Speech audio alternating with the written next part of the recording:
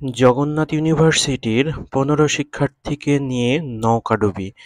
ঘটনাটি এক চাঞ্চল্যকর তথ্যের জন্ম দিয়েছে।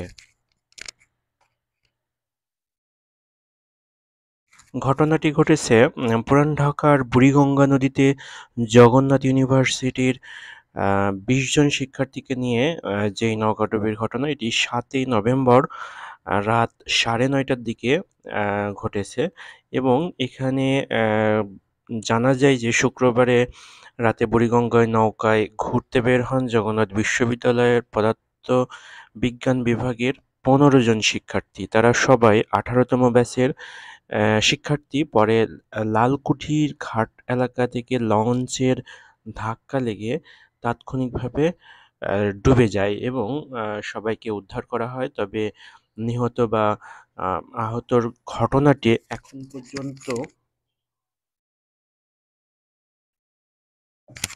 আসেনি। তবে এই ধরনের যেই ভ্রমণগুলো, এগুলোতে ছাত্রছাত্রীদের সচেতন হওয়া উচিত।